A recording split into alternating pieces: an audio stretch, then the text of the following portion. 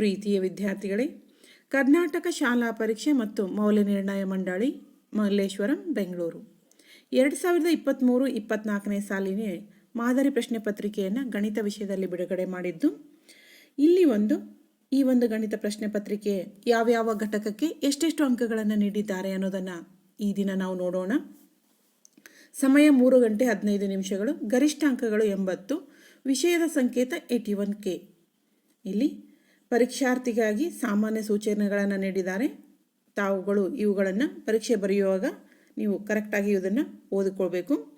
ಇಲ್ಲಿ ನೋಡ್ರಿ, ಕೆಲವೊಂದನ್ನು ನಾನು ಓದ್ತಾ ಇದ್ದೀನಿ. ಈ ಪ್ರಶ್ನೆ ಪತ್ರಿಕೆಯು ಒಟ್ಟು 38 ಪ್ರಶ್ನೆಗಳನ್ನು ಹೊಂದಿದೆ.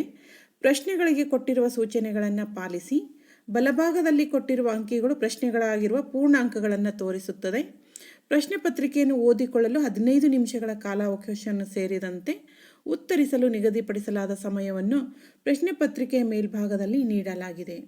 ಇಲ್ಲಿ ಈ ನಂತರ ಯಾವ್ಯಾವ ಘಟಕದ ಎಷ್ಟು ಪ್ರಶ್ನೆಗಳನ್ನು ಬಂದಿವೆ, ಯಾವ್ಯಾವ ಘಟಕಕ್ಕೆ ಎಷ್ಟು ಅಂಕಗಳನ್ನು ನಿಗದಿಪಡಿಸಿದ್ದಾರೆ ಅನ್ನೋದನ್ನು ಈ ಪ್ರಶ್ನೆ ಪತ್ರಿಕೆ ನೋಡುವುದರಿಂದ ನಮಗೆ ತಿಳಿಯುತ್ತದೆ. ಇಲ್ಲಿ ಮೊದಲಿಗೆ 1 ಅಂಕದ 8 ಪ್ರಶ್ನೆಗಳು ಬಹು ಆಯ್ಕೆ ಪ್ರಶ್ನೆಗಳಾಗಿವೆ. ಕೆಳಗೆ ಪ್ರಶ್ನೆಗಳಿಗೆ ಅಥವಾ ಅಪೂರ್ಣ ಹೇಳಿಕೆಗಳಿಗೆ 4 ಪರ್ಯಾಯ ಉತ್ತರಗಳನ್ನು ನೀಡಲಾಗಿದೆ. ಅವುಗಳಲ್ಲಿ ಸೂಕ್ತವಾದ ಉತ್ತರವನ್ನು ಆರಿಸಿ ಅದರ ಕ್ರಮಾಕ್ಷರದೊಡನೆ ಪೂರ್ಣ ಉತ್ತರವನ್ನು ಬರೆಯಿರಿ ಅಂತಿದೆ. 1ನೇ ಪ್ರಶ್ನೆ, Q ಒಂದು ಧನ ಪೂರ್ಣಾಂಕವಾದಾಗ ಯಾವುದೇ ಧನಬೆಸೆ ಪೂರ್ಣಾಂಕದ ಸಾಮಾನ್ಯ ರೂಪ ಅಂತ ಕೊಟ್ಟಿದ್ದಾರೆ. ಇದು ಈ ಒಂದು ಪ್ರಶ್ನೆ ವಾಸ್ತವ ಸಂಖ್ಯೆಗಳ ಘಟಕದಿಂದ ಆರಿಸಿದಂಥ ಪ್ರಶ್ನೆಯಾಗಿದೆ.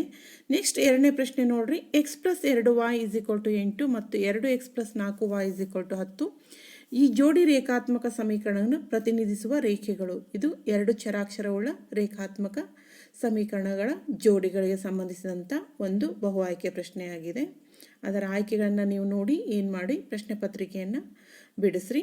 ನೆಕ್ಸ್ಟ್, ಒಂದು ಸಮಾಂತರ ಶ್ರೇಣಿಯ ಮೊದಲ ಪದ A ಮತ್ತು ಸಾಮಾನ್ಯ ವ್ಯತ್ಯಾಸ D ಆದಾಗ ಅದರ nನೇ ಪದ. ಇದು ಸಮಾಂತರ ಶ್ರೇಣಿಯ ಘಟಕಕ್ಕೆ ಸಂಬಂಧಿಸಿದಂಥ ಬಹು ಆಯ್ಕೆ ಪ್ರಶ್ನೆಯಾಗಿದೆ. ಇಲ್ಲಿ 4 ಆಯ್ಕೆಗಳನ್ನು ಕೊಟ್ಟಿರುತ್ತಾರೆ. ಸರಿಯಾದ ಆಯ್ಕೆಯನ್ನು ನೋಡಿಕೆರಿಂದ ನೀವು ಬರೀಬೇಕಾಗುತ್ತೆ. ಇನ್ನು 4ನೇ ಪ್ರಶ್ನೆ ನೋಡ್ರಿ, ಬಹುಪದೋಕ್ತಿಗೆ ಸಂಬಂಧಿಸಿದಂತಹ ಪ್ರಶ್ನೆಯಾಗಿದೆ.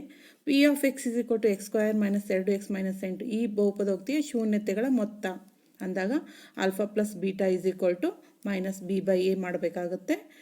ನೆಕ್ಸ್ಟ್, tan θ 1 ಆದಾಗ sec θದ ಬೆಲೆ. ಇದು ತ್ರಿಕೋನಮಿತಿಯ ಪ್ರಸ್ತಾವನೆಗೆ ಸಂಬಂಧಿಸಿದಂಥ ಒಂದು ಪ್ರಶ್ನೆಯಾಗಿದೆ. ನೆಕ್ಸ್ಟ್, ಚಿತ್ರದಲ್ಲಿ ಕೊಟ್ಟಿರುವ ತ್ರಿಭುಜ PQRಗೆ ಸರಿಹೊಂದುವ ಸಂಬಂಧ. ಇದು ಪೈಥಾಗೊರಸನ ಪ್ರಮೇಯಕ್ಕೆ ಸಂಬಂಧಿಸಿದ ಅಂದಾಗ ಘಟಕ ತ್ರಿಭುಜಗಳು. ಈ ಒಂದು ಘಟಕದಿಂದ ಈ ಒಂದು ಪ್ರಶ್ನೆಯನ್ನು ತೆಗೆದುಕೊಂಡಿದ್ದಾರೆ. 7ನೇ ಪ್ರಶ್ನೆ ನೋಡ್ರಿ, ತ್ರಿಜ್ಯ R ಮತ್ತು H ಆಗಿರುವ ಶಂಕುವಿನ ಘನಫಲ. ಇದು ಮೇಲ್ಮೈ ವಿಸ್ತೀರ್ಣ ಮತ್ತು ಘನಫಲಕ್ಕೆ ಸಂಬಂಧಿಸಿದಂಥ ಘಟಕದಿಂದ ಆಯ್ದಂಥ ಪ್ರಶ್ನೆ. ಇನ್ನು ತ್ರಿಭುಜ ABCಯಲ್ಲಿ AB = √3 ಮಾನಗಳು, BC 1, AC 2 ಮಾನಗಳು ಮತ್ತು ACB θ ಆದಾಗ ಥೀಟಾದ ಬೆಲೆ. ಇದು ತ್ರಿಕೋನಮಿತಿಯ ಅನ್ವಯದಲ್ಲಿ ಬರುವಂತಹ ಅಥವಾ ತ್ರಿಕೋನಮಿತಿಯ ಪ್ರಸ್ತಾವನೆ 2ರಲ್ಲಿ 1 ಬರುವಂತಹ ಪ್ರಶ್ನೆಯಾಗಿದೆ. ನೆಕ್ಸ್ಟ್ ನೋಡ್ರಿ, ಕೆಳಗಿನ ಪ್ರಶ್ನೆಗಳಿಗೆ ಉತ್ತರಿಸಿ. ನೇರವಾದ ಪ್ರಶ್ನೆಗಳು. ಇಲ್ಲಿ 1 ಅಂಕದ ವಸ್ತುನಿಷ್ಠ ಪ್ರಶ್ನೆಗಳು. 8 1 8. 2 ಸಂಖ್ಯೆಗಳ ಮೊಸ ಮತ್ತು ಲಸಗಳು ಕ್ರಮವಾಗಿ 4 ಮತ್ತು 60 ಆಗಿವೆ. ಒಂದು ಸಂಖ್ಯೆ 12 ಆದರೆ ಇನ್ನೊಂದು ಸಂಖ್ಯೆಯನ್ನು ಕಂಡುಹಿಡಿಯಿರಿ. ಇದು ಸಹ ವಾಸ್ತವ ಸಂಖ್ಯೆಗಳ ಘಟಕದಿಂದ ಆರಿಸಿದಂಥ ಪ್ರಶ್ನೆ. 10ನೇ ಪ್ರಶ್ನೆ ಏನಾಗಿದೆ, ಬಹುಪದೋಕ್ತಿಗೆ ಸಂಬಂಧಿಸಿದಂತೆ ಈ ಬಹುಪದೋಕ್ತಿಯ ಮಹತ್ತಮ ಘಾತ ಬರೆಯಿರಿ.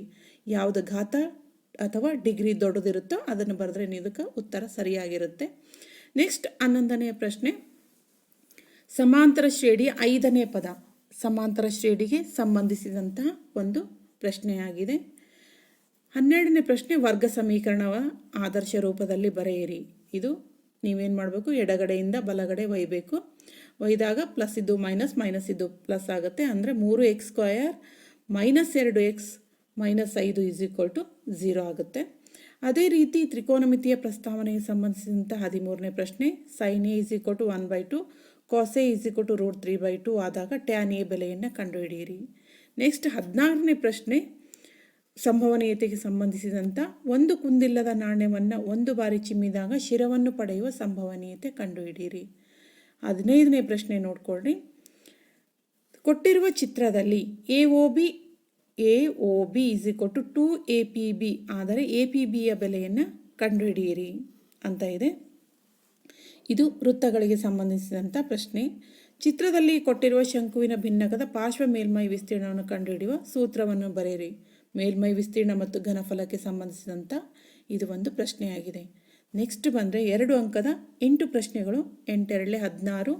ಇದು ಪ್ರಶ್ನೆ ಅಭಾಗಲಬ್ಧ 2 + √3 1 ಅಭಾಗಲಬ್ಧ ಸಂಖ್ಯೆ ಎಂದು ಸಾಧಿಸಿ, ಅಥವಾ 64 ಮತ್ತು 332ರ ಮೊಸವನ್ನು ಯುಕ್ಲಿಡನ ಭಾಗಾಕಾರ ಕ್ರಮವಿಧಿಯನ್ನು ಉಪಯೋಗಿಸಿ ಕಂಡುಹಿಡಿಯಿರಿ. ಇದು ವಾಸ್ತವ ಸಂಖ್ಯೆಗಳು ಘಟಕದಿಂದ ಆಯ್ದಂಥ 2 ಅಂಕದ ಒಂದು ಪ್ರಶ್ನೆ. ಇನ್ನು ನೆಕ್ಸ್ಟ್ 2 ಚರಾಕ್ಷರಗಳಿರುವ ರೇಖಾತ್ಮಕ ಸಮೀಕರಣಗಳ ಜೋಡಿಗಳಿಗೆ ವರ್ಜಿಸುವ ವಿಧಾನ ಅಂತ ನೋಡ್ರಿ. ಇಲ್ಲಿವರೆಗೂ ಕೆಲವೊಂದು ಬಾರಿ ಬರೀ ಬಿಡಿಸಿ ಅಂತ ಕೊಡ್ತಾ ಇದ್ದರು, ಈ ಬಾರಿ ವರ್ಜಿಸುವ ವಿಧಾನದಿಂದ ಬಿಡಿಸಿ ಅಂತ ಕೊಟ್ಟಿದ್ದಾರೆ. ಇಲ್ಲಿ ನೀವು ವರ್ಜಿಸುವ ವಿಧಾನದಿಂದನೇ ಬಿಡಿಸಬೇಕಾಗುತ್ತೆ. ಅಂದಾಗ ಮಾತ್ರ ನಿಮಗೆ ನಿಗದಿಯ ಅಂಕಗಳು ಸಿಗುತ್ತವೆ. ಇಲ್ಲ ಅಂದರೆ ನೀವು ಆದೇಶಿಸುವ ಅಥವಾ ಓರೆ ಗುಣಾಕಾರ ವಿಧಾನದಿಂದ ಬಿಡಿಸಿದರೆ ನಿಮಗೆ ಅಂಕಗಳು ಸಿಗುವುದಿಲ್ಲ. 19ನೇ ಪ್ರಶ್ನೆ ಸಮಾಂತರ ಶ್ರೇಣಿಗೆ ಸಂಬಂಧಿಸಿದಂಥ ಪ್ರಶ್ನೆಯಾಗಿದೆ. 2 ಅಂಕದ ಪ್ರಶ್ನೆ. 3 7 11 ಇದರ 30 ಪದಗಳ ಮೊತ್ತವನ್ನು ಸೂತ್ರ ಉಪಯೋಗಿಸಿ ಕಂಡುಹಿಡಿಯಿರಿ ಅಂದಾಗ SN ಬಳಕೆ ಮಾಡಿಕೊಂಡು SN = n/2 2a + n - 1 × d ಆಧಾರಿತ ಸೂತ್ರವನ್ನು ಬಳಸ್ಕೊಂಡು ಬಿಡಿಸಬೇಕಾಗುತ್ತೆ. ನೆಕ್ಸ್ಟ್ x² - 7x + 12 = 0 ಈ ವರ್ಗ ಸಮೀಕರಣದ ಮೂಲಗಳನ್ನು ವರ್ಗ ಸಮೀಕರಣದ ಸೂತ್ರ ಉಪಯೋಗಿಸಿ ಕಂಡುಹಿಡಿಯಿರಿ. x = -b ± √b² - 4ac / 2a ಇದನ್ನು ಬಳಕೆ ಮಾಡಿಕೊಂಡು ಕಂಡುಹಿಡಬೇಕಾಗತ್ತೆ. 2 ಅಂಕದ ಪ್ರಶ್ನೆ. ನೆಕ್ಸ್ಟ್ 21ನೇ ಪ್ರಶ್ನೆ ತ್ರಿಕೋನಮಿತಿಯ ಪ್ರಸ್ತಾವನೆಗೆ ಸಂಬಂಧಿಸಿದಂಥ ಪ್ರಶ್ನೆಯಾಗಿದೆ. ಇದನ್ನು ಸಹ ಈಸಿಯಾಗಿ ನೀವು ಬಿಡಿಸ್ಬೋದು. ನೆಕ್ಸ್ಟ್ ಇದು 2 1 7 6 ಬಿಂದುಗಳನ್ನು ಸೇರಿಸುವ ರೇಖಾಖಂಡವನ್ನು 3:2ರ ಅನುಪಾತದಲ್ಲಿ ವಿಭಾಗಿಸುವ ಬಿಂದುವಿನ ನಿರ್ದೇಶಾಂಕಗಳನ್ನು ಕಂಡುಹಿಡಿಯಿರಿ. ಇದು ಭಾಗ ಪ್ರಮಾಣ ಸೂತ್ರ. m1x2 + m2x1 / m1 + m2 m1y2 + m2y1 / m1 + m2 ಇದನ್ನು ಬಳಕೆ ಮಾಡಿಕೊಂಡು ಇದನ್ನು ಕಂಡುಹಿಡಿಬೋದು. 23ನೆಯ ಪ್ರಶ್ನೆ. ಒಂದು ಪೆಟ್ಟಿಗೆಯಲ್ಲಿ 1 ರಿಂದ 15ರವರೆಗೆ ನಮೂದಾಗಿರುವ ಬಿಲ್ಲೆಗಳಿವೆ. ಪೆಟ್ಟಿಗೆಯಿಂದ ಒಂದು ಬಿಲ್ಲೆಯನ್ನು ಯಾದೃಚ್ಛಿಕವಾಗಿ ಹೊರತೆಗೆದಾಗ ಅದು ಅವಿಭಾಜ್ಯ ಸಂಖ್ಯೆಯನ್ನು ಹೊಂದಿಲ್ಲದ ಸಂಭವನೀಯತೆಯನ್ನು ಕಂಡುಹಿಡಿಯಿರಿ. ಇದು ಸಂಭವನೀಯತೆಗೆ ಸಂಬಂಧಿಸಿದಂಥ ಪ್ರಶ್ನೆ. ಈ ಎಲ್ಲ ಪ್ರಶ್ನೆಗಳನ್ನು ಮುಂದಿನ ವಿಡಿಯೋದಲ್ಲಿ ನಾನು ಬಿಡಿಸ್ತಾ ಇದ್ದೀನಿ. ಅದಕ್ಕಾಗಿ ಈ ಒಂದು ಚಾನಲ್ಗೆ ಸಬ್ಸ್ಕ್ರೈಬ್ ಮಾಡಿ ಬೆಲ್ ಐಕಾನ್ ಮೇಲೆ ಕ್ಲಿಕ್ ಮಾಡಿದ್ರಿ ಅಂದರೆ ನಾನು ವಿಡಿಯೋ ಅಪ್ಲೋಡ್ ಮಾಡಿದ ತಕ್ಷಣ ನಿಮಗೊಂದು ನೋಟಿಫಿಕೇಷನ್ ಬರುತ್ತೆ. ನೀವೇ ಮೊದಲು ಆ ವಿಡಿಯೋವನ್ನು ನೋಡ್ಬೋದು. ಇನ್ನು 24ನೇ ಪ್ರಶ್ನೆ ರಚನೆಗಳಿಗೆ ಸಂಬಂಧಿಸಿದಂಥ ಪ್ರಶ್ನೆಯಾಗಿದೆ. 4 ಸೆಂಟಿಮೀಟರ್ ತ್ರಿಜ್ಯವುಳ್ಳ ವೃತ್ತವನ್ನು ರಚಿಸಿ. ಈ ವೃತ್ತಕ್ಕೆ ಸ್ಪರ್ಶಗಳ ನಡುವಿನ ಕೋನ 60 ಡಿಗ್ರಿ ಇರುವಂತೆ ಒಂದು ಜೊತೆ ಸ್ಪರ್ಶಕಗಳನ್ನು ರಚಿಸಿ. ಈಸಿಯಾಗಿ ಇಂತಹ ಒಂದು ಸಮಸ್ಯೆಗಳುಳ್ಳ ವಿಡಿಯೋಗಳನ್ನು ಸಾಕಷ್ಟು ನನ್ನ ಚಾನಲ್ದಲ್ಲಿ ಅಪ್ಲೋಡ್ ಮಾಡಿದ್ದೇನೆ, ಅವುಗಳನ್ನು ನೀವು ನೋಡ್ಬೋದು. ಇನ್ನು 3 ಅಂಕದ ಪ್ರಶ್ನೆಗಳನ್ನು ನೋಡಿದಾಗ ಇಲ್ಲಿ 3 ಅಂಕದ ಪ್ರಶ್ನೆಗಳು 9, ಒಟ್ಟು ಅಂಕ 27. ಈ ಕೆಳಗಿನ ಪ್ರಶ್ನೆಗಳನ್ನು ಉತ್ತರಿಸಿರಿ. 25ನೇ ಪ್ರಶ್ನೆ. ಇದನ್ನು ನೋಡಿದಾಗ ಬಹುಪದೋಕ್ತಿಗೆ ಸಂಬಂಧಿಸಿದಂಥ ಒಂದು ಪ್ರಶ್ನೆಯಾಗಿದೆ. p(x) = x⁴ - 3x² + 4x + 5 g(x) = x² - 1 ರಿಂದ ಭಾಗಿಸಿ ಭಾಗಲಬ್ಧ q(x) ಮತ್ತು ಶೇಷ r(x) ಅನ್ನು ಕಂಡುಹಿಡಿಯಿರಿ. ಬಹಳ ಸರಳವಾದಂಥ ಪ್ರಶ್ನೆಯಾಗಿದೆ. ಅದಕ್ಕೆ ಅಥವಾ ಪ್ರಶ್ನೆ ಕೊಟ್ಟಿದ್ದಾರೆ. x³ - 3x² + x + 2 ಅನ್ನು g(x) ಎಂಬ ಬಹುಪದೋಕ್ತಿಯಿಂದ ಭಾಗಿಸಿದಾಗ ಸಿಗುವ ಭಾಗಲಬ್ಧ ಮತ್ತು ಶೇಷಗಳನ್ನು ಕ್ರಮವಾಗಿ x - 2 ಮತ್ತು -2x + 4 ಆದರೆ g(x) ಅನ್ನು ಕಂಡುಹಿಡಿಯಿರಿ. ಮಾಡ್ಬೋದು, ಸರಳವಾದ ಪ್ರಶ್ನೆ ಇದೆ. ನೆಕ್ಸ್ಟ್ 26ನೇ ಪ್ರಶ್ನೆ ನೋಡಿ. ಒಂದು ಆಯತಾಕಾರದ ಜಮೀನಿನ ಕರ್ಣವು ಅದರ ಚಿಕ್ಕ ಬಾಹುಗಿಂತ 20 ಮೀಟರ್ ಹೆಚ್ಚಾಗಿದೆ. ಚಿಕ್ಕ ಬಾಹುವು ದೊಡ್ಡ ಬಾಹುಗಿಂತ 10 ಮೀಟರ್ ಕಡಿಮೆಯಾಗಿದ್ದರೆ ಆ ಆಯತಾಕಾರದ ಜಮೀನಿನ ಬಾಹುಗಳನ್ನು ಕಂಡುಹಿಡಿಯಿರಿ. ಭಾಳ ಸರಳವಾದ ಪ್ರಶ್ನೆ, ಮಾಡ್ಬೋದು. ನೆಕ್ಸ್ಟ್ 27ನೇ ಪ್ರಶ್ನೆ. p(1 6 q(3 2 ಮತ್ತು r(10 8 ಶೃಂಗಬಿಂದುಗಳನ್ನು ಹೊಂದಿರುವ PQR ತ್ರಿಭುಜದ ವಿಸ್ತೀರ್ಣವನ್ನು ಕಂಡುಹಿಡಿಯಿರಿ. ಇದು ನಿರ್ದೇಶಾಂಕ ರೇಖಾಗಣಿತಕ್ಕೆ ಸಂಬಂಧಿಸಿದಂಥ ಪ್ರಶ್ನೆಯಾಗಿದೆ. ಅದೇ ರೀತಿ ABC ತ್ರಿಭುಜದ ಶೃಂಗಬಿಂದುಗಳು ಇವುಗಳನ್ನು ABC ಆಗಿವೆ. ADಯ BCಯ ಮಧ್ಯರೇಖೆಯಾಗಿದೆ. ADಯ ಉದ್ದವನ್ನು ಕಂಡುಹಿಡಿಯಿರಿ. ಇಲ್ಲಿ ನಿರ್ದೇಶಾಂಕ ರೇಖಾಗಣಿತದಲ್ಲಿ ಏನು ಮಾಡಿದೆ ಅಂತಂದರೆ ಅಥವಾ ಪ್ರಶ್ನೆಗಳನ್ನು ಕೊಟ್ಟಿದ್ದಾರೆ. ಅದನ್ನು ನೋಡಿಕೊಂಡು ನೀವೇನು ಮಾಡ್ಬೋದು, ಬಿಡಿಸ್ಬೋದು. ಎರಡರಲ್ಲಿ ಒಂದನ್ನು ಮಾತ್ರ ನೀವೇನು ಮಾಡಬೇಕು, ಬಿಡಿಸ್ಬೇಕಾಗುತ್ತೆ. ಇನ್ನು ನೆಕ್ಸ್ಟ್ ಪ್ರಶ್ನೆಗೆ ಹೋದಾಗ ನೋಡ್ಕೊಡ್ರಿ ಏನಿದೆ ನೆಕ್ಸ್ಟ್ ಪ್ರಶ್ನೆ. 28ನೆಯ ಪ್ರಶ್ನೆ, ಸರಾಸರಿಯನ್ನು ಕಂಡುಹಿಡಿಯಿರಿ. ವರ್ಗಾಂತರ ಮತ್ತು ಆವೃತ್ತಿ ಕೊಟ್ಟಿದ್ದಾರೆ. ಸರಾಸರಿಯನ್ನು ಕಂಡುಹಿಡಿಯಿರಿ. ಇಲ್ಲಿ ಇದಕ್ಕೆ ಅಥವಾ ಇದೆ. ಅಥವಾದಲ್ಲಿ ಬಹುಲಕ ಆದರೂ ಕೇಳ್ಬೋದು ಅಥವಾ ಮಧ್ಯಾಂಕ ಆದರೂ ಕೇಳ್ಬೋದು. ಇದು 3 ಅಂಕದ ಒಂದು ಪ್ರಶ್ನೆಯಾಗಿದೆ. ಅದೇ ಇದು ಯಾವುದು, ಸಂಖ್ಯಾಶಾಸ್ತ್ರಕ್ಕೆ ಸಂಬಂಧಿಸಿದಂಥ ಒಂದು ಘಟಕದ ಮೇಲೆ. ಅದೇ ಸಂಖ್ಯಾಶಾಸ್ತ್ರದಲ್ಲಿ ಏನು ಮಾಡ್ತಾರೆ, ಒಂದು ಕಂಪಲ್ಸರಿಯಾಗಿ ಓಜೀವ್ ನಕ್ಷೆ ಕೊಡ್ತಾರೆ. ಅದು ಸಹ 3 ಅಂಕದ ಒಂದು ಪ್ರಶ್ನೆ. ಅಲ್ಲಿ ಅಧಿಕ ವಿಧಾನ ಆದರೂ ಕೊಡ್ಬೋದು ಅಥವಾ ಕಡಿಮೆ ವಿಧಾನ ಆದರೂ ಕೊಡ್ಬೋದು. ಇನ್ನು ನೆಕ್ಸ್ಟ್ 30ನೇ ಪ್ರಶ್ನೆ ನೋಡ್ರಿ. ತ್ರಿಕೋನಮಿತಿಯ ಇದೇನಿದೆ ನೋಡೋಣ. ಚಿತ್ರದಲ್ಲಿ ಕೋನ BAC = ADB, BC = 8 centimetre, AB = 6 centimetre ಆಗಿದೆ. ತ್ರಿಭುಜ ABC ವಿಸ್ತೀರ್ಣ ತ್ರಿಭುಜ ABD ವಿಸ್ತೀರ್ಣ = 16/9 ಎಂದು ಸಾಧಿಸಿ. ಇದು ತ್ರಿಭುಜ ಘಟಕದಿಂದ ಬಂದಂಥ ಪ್ರಶ್ನೆಯಾಗಿದೆ. ಇನ್ನು ನೆಕ್ಸ್ಟ್ ನೋಡಿ 3 ಅಂಕದ ಪ್ರಶ್ನೆ, 31ನೇ ಪ್ರಶ್ನೆ. ಇದು ಪ್ರಮೇಯ. ಬಾಹ್ಯ ಬಿಂದುವಿನಿಂದ ವೃತ್ತಕ್ಕೆ ಎಳೆದ ಸ್ಪರ್ಶಕಗಳ ಉದ್ದವು ಸಮನಾಗಿರುತ್ತವೆ ಎಂದು ಸಾಧಿಸಿ. ಇದು 3 ಅಂಕದ ಪ್ರಶ್ನೆ.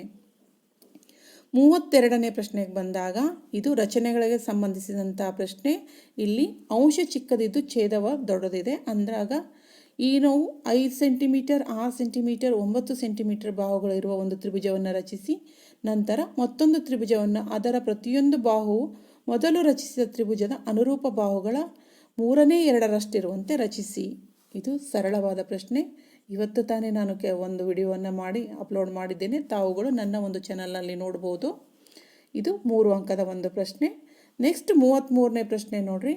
ಚಿತ್ರದಲ್ಲಿ O ಕೇಂದ್ರವಾಗಿರುವ ವೃತ್ತದ ತ್ರಿಜ್ಯ 5 ಸೆಂಟಿಮೀಟರ್, APB 8 ಸೆಂಟಿಮೀಟರ್.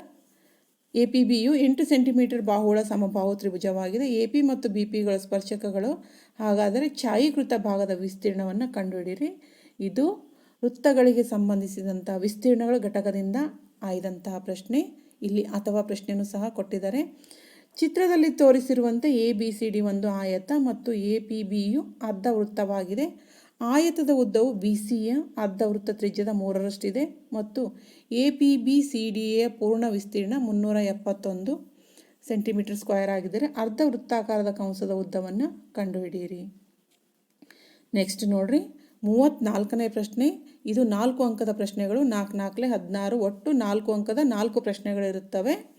ಕೊಟ್ಟಿರುವ ರೇಖಾತ್ಮಕ ಸಮೀಕರಣ ಜೋಡಿಯ ಪರಿಹಾರವನ್ನು ನಕ್ಷೆಯ ವಿಧಾನದಿಂದ ಕಂಡುಹಿಡಿಯಿರಿ. ಇಲ್ಲಿ ಗ್ರಾಫ್ ಕಂಪಲ್ಸರಿ ಇದೆ. ಗ್ರಾಫ್ ಭಾಳಷ್ಟು ಈಸಿಯಾಗಿ ಕೊಟ್ಟಿದ್ದಾರೆ.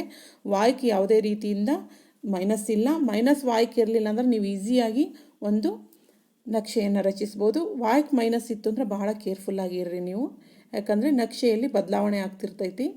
ನೆಕ್ಸ್ಟ್ 35ನೇ ಪ್ರಶ್ನೆ. ಸಮಾಂತರ ಶ್ರೇಣಿಗೆ ಸಂಬಂಧಿಸಿದಂತಹ ಪ್ರಶ್ನೆ. 20 ಪದಗಳಿವೆ. ಶ್ರೇಣಿಯ ಮೊದಲ ಪದ ಮತ್ತು 6ನೇ ಪದಗಳ ಮೊತ್ತವು 0 ಆಗಿದೆ. ಶ್ರೇಣಿಯ 4ನೇ ಮತ್ತು 5ನೇ ಪದಗಳು ಕ್ರಮವಾಗಿ 2 ಮತ್ತು 6 ಆಗಿವೆ. ಹಾಗಾದರೆ ಸಮಾಂತರ ಶ್ರೇಣಿಯನ್ನು ಕಂಡುಹಿಡಿಯಿರಿ ಹಾಗೂ ಅದರ ಎಷ್ಟನೇ ಪದವು 62 ಆಗಿದೆ. ಇದು ಸಹ ನಾವು ಈಸಿಯಾಗಿದೆ, ಸರಳವಾಗಿ ಬಿಡಿಸ್ಬೋದು. ನೆಕ್ಸ್ಟ್ 36ನೇ ಪ್ರಶ್ನೆ.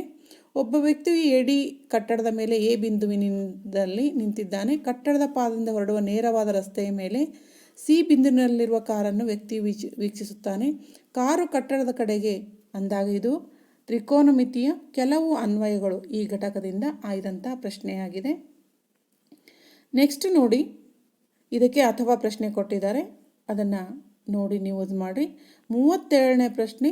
ಮೂಲ ಸಮಾನುಪಾತತೆಯ ಪ್ರಮೇಯವನ್ನು ಸಾಧಿಸಿ. ಇಲ್ಲಿ ನೀವೇನು ಮಾಡಬೇಕಾಗುತ್ತಂದರೆ ವಾಕ್ಯ ಬರೆದು ಅದನ್ನು ದತ್ತ ಸಾಧನೆಯ ರಚನೆ ಮತ್ತು ಚಿತ್ರದ ಜೊತೆಯಲ್ಲಿ, ಆಕೃತಿಯ ಜೊತೆಯಲ್ಲಿ ನೀವು ಇದನ್ನು ವಿವರಣೆ ಕೊಡಬೇಕಾಗುತ್ತೆ. ಮೊದಲಿಗೆ ನೀವು ಪ್ರಮೇಯ ಬರೆಯೋದಕ್ಕಿಂತ ಮುಂಚೆ ಅದಕ್ಕೆ ತಕ್ಕಂಥ ಆಕೃತಿಯನ್ನು ರಚನೆ ಮಾಡಿದಾಗ ಮಾತ್ರ ಆ ಒಂದು ಪ್ರಮೇಯಕ್ಕೆ ವ್ಯಾಲ್ಯೂ ಬರುತ್ತೆ. ನೀವು ಚಿತ್ರನ ರಚನೆ ಮಾಡದೆ ಎಲ್ಲ ಬರೆದ್ರಿ ಅಂದರೆ ನಿಮ್ಗೆ ಯಾವುದೇ ಅಂಕಗಳು ಸಿಗೋದಿಲ್ಲ. ಇನ್ನು ಕೊನೆಯ ಪ್ರಶ್ನೆ 5 ಅಂಕದ ಪ್ರಶ್ನೆ. ಇದು ಒಂದು ಪ್ರಣಾಳವನ್ನು ಚಿತ್ರದಲ್ಲಿ ತೋರಿಸಿರುವಂತೆ ಅದು ಮೇಲ್ಮೈ ವಿಸ್ತೀರ್ಣ ಮತ್ತು ಘನಫಲ ಇಲ್ಲಿ 5 ಅಂಕದ ಒಂದು ಪ್ರಶ್ನೆಯನ್ನು ನೀಡಲಾಗಿದೆ. ಒಂದು ಸಿಲಿಂಡರ್ ಮತ್ತು ಅರ್ಧಗೋಳದಿಂದ ಮಾಡಲಾಗಿದೆ. ಅರ್ಧಗೋಳದ ವ್ಯಾಸವು 3.5 ಸೆಂಟಿಮೀಟರ್ ಮತ್ತು ಪ್ರಣಾಳದ ಒಟ್ಟು ಎತ್ತರ 17.5 ಸೆಂಟಿಮೀಟರ್. ಆದರೆ ಪ್ರಣಾಳದ ವಕ್ರ ಮೇಲ್ಮೈ ವಿಸ್ತೀರ್ಣ ಮತ್ತು ಅರ್ಧಗೋಳಾಕಾರದ ಭಾಗದಲ್ಲಿ ಸಂಪೂರ್ಣವಾಗಿ ತುಂಬಬಹುದಾದ ದ್ರಾವಣದ ಪ್ರಮಾಣವನ್ನು ಕಂಡುಹಿಡಿಯಿರಿ. ನೋಡಿ, ಇದು ಮೇಲ್ಮೈ ವಿಸ್ತೀರ್ಣ ಮತ್ತು ಘನಫಲಕ್ಕೆ ಸಂಬಂಧಿಸಿದಂತೆ ಹೋದ ವರ್ಷವೂ ಸಹ ಏನು ಮಾಡಿದರು, 2022-23ನೇ ಸಾಲಿನಲ್ಲಿ ಇದೇ ಒಂದು ಘಟಕದ ಮೇಲೆ 5 ಅಂಕದ ಪ್ರಶ್ನೆಯನ್ನು ನೀಡಿದ್ದರು. ಆದ್ದರಿಂದ ಈ ಒಂದು ಪ್ರಶ್ನೆ ಪತ್ರಿಕೆಯಲ್ಲಿ ನೀಡಿರುವಂತಹ ಎಲ್ಲ ಸಮಸ್ಯೆಗಳನ್ನು ನೀವು ಕಡ್ಡಾಯವಾಗಿ ಬಿಡಿಸಲೇಬೇಕು. ಇದೇ ಮಾದರಿಯಲ್ಲಿ ನಿಮಗೆ ವಾರ್ಷಿಕ ಪರೀಕ್ಷೆ ಅಂದರೆ ಮುಂಬರುವ 2024ರ ವಾರ್ಷಿಕ ಪರೀಕ್ಷೆಯಲ್ಲಿ ಇದೇ ಮಾದರಿಯಲ್ಲಿ ನಿಮಗೇನಾಗುತ್ತೆ, ಪ್ರಶ್ನೆಗಳು ಬರುತ್ತವೆ. ಅದಕ್ಕಾಗಿ ಮಗದೊಂದು ಬಾರಿ ಹೇಳ್ತಾ ಇದ್ದೀನಿ, ಈ ಪ್ರಶ್ನೆ ಪತ್ರಿಕೆಯನ್ನು ನೀವು ಕಂಪಲ್ಸರಿಯಾಗಿ ಬಿಡಿಸಿ 1-2 ಬಾರಿ ಇದನ್ನು ರೂಢಿ ಮಾಡಿಕೊಳ್ಳ್ರಿ. ನಾನು ನೆಕ್ಸ್ಟ್ ವಿಡಿಯೋದಲ್ಲಿ ಈ ಪ್ರಶ್ನೆ ಪತ್ರಿಕೆಯನ್ನು ಬಿಡಿಸ್ತಾ ಇದ್ದೀನಿ. ಆದ್ದರಿಂದ ಈ ಒಂದು ಚಾನಲ್ಗೆ ಸಬ್ಸ್ಕ್ರೈಬ್ ಮಾಡಿ, ಬೆಲ್ ಐಕಾನ್ ಮೇಲೆ ಕ್ಲಿಕ್ ಮಾಡಿದ್ರಿ ಅಂತಂದರೆ ನಾನು ಮಾಡಿದಂಥ ವಿಡಿಯೋ ನಿಮಗೆ ಬರಬೇಕಾದ್ರೆ ನಿಮಗೊಂದು ನೋಟಿಫಿಕೇಷನ್ ಸಿಗುತ್ತೆ. ಆಗ ನೀವು ನನ್ನ ವಿಡಿಯೋವನ್ನು ಸರಳವಾಗಿ ನೋಡ್ಬೋದು. ಓಕೆ ಮಕ್ಕಳೇ, all the best, good luck. ನೀವು ವಾರ್ಷಿಕ ಪರೀಕ್ಷೆಯಲ್ಲಿ 80ಕ್ಕೆ 80 ಅಂಕಗಳನ್ನು ಗಳಿಸಿ ಅಂತ ಹೇಳ್ತಾ ಈ ಒಂದು ವಿಡಿಯೋವನ್ನು ಮುಗಿಸ್ತಾ ಇದ್ದೀನಿ. ನೆಕ್ಸ್ಟ್ ವಿಡಿಯೋದಲ್ಲಿ ಯಾವ ಪಾಠಕ್ಕೆ ಎಷ್ಟು ಅಂಕಗಳನ್ನು ಕೊಟ್ಟಿದ್ದಾರೆ ಅನ್ನೋದನ್ನು ಒಂದು ಬ್ಲೂ ಪ್ರಿಂಟನ್ನು ನಾನು ತಯಾರಿಸಿ ನಾನು ಈ ಒಂದು ನೆಕ್ಸ್ಟ್ ವಿಡಿಯೋವನ್ನು ಮಾಡ್ತಾ ಇದ್ದೀನಿ. ಅದಕ್ಕಾಗಿ